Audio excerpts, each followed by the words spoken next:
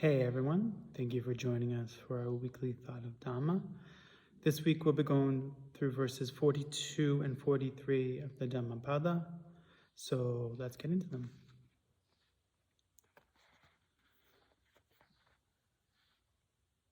Whatever harm an enemy may do to an enemy, or a hater to a hater, an ill-directed mind inflicts on oneself a greater harm.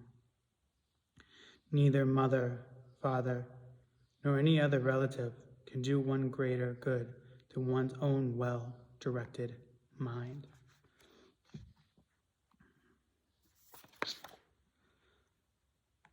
To me, there's no greater example of the deluded mind than believing in revenge, that we'll find some kind of peace in inflicting harm upon another who's harmed us in some way. Maybe, just maybe, in the very short term, we'll find some form of gratification. But that doesn't last very long. We'll go out of our way, holding on to that anger, that frustration, that sense of vengefulness, that sense of righteousness, carry it around with us, make us miserable, and maybe we'll be able to get revenge on the person who's done some kind of harm to us, either verbally or in action. And we'll go out and do it, cause all kinds of chaos, but then what? We'll get our sense of justice, our sense of righteousness fulfilled, but then what? That sense of sadness and anger and that feeling of being done wrong to doesn't go away. We'll carry that around with us. We'll carry around all of these harmful memories, these painful memories, these horrible feelings of anger and frustration, and then maybe guilt and shame after we've done revenge. So we carry all these things around with us, and that makes us sick, not just mentally, spiritually, but also physically ill as well. So we carry around all these things with us, sometimes for decades, years and years and years, just carrying these heavy sacks around with us.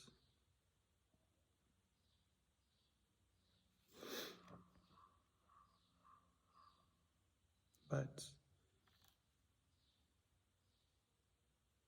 what is truly beneficial to us, what's truly helpful to us, is to see the wisdom in letting go, to not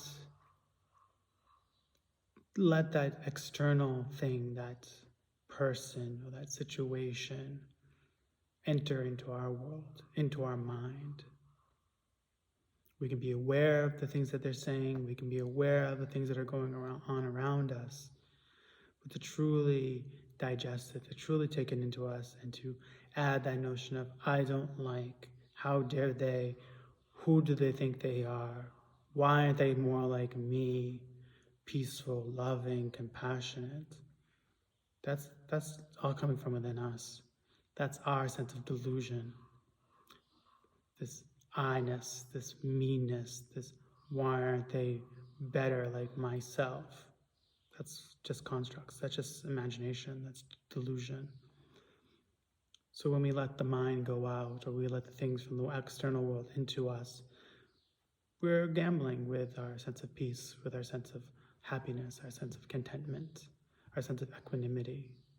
And that's how we need to approach the rest. That's how we have to approach the world. That's how we have to approach the things that are going on within us. The sense of equanimity, the sense of peacefulness, the sense of calmness, and with understanding and wisdom.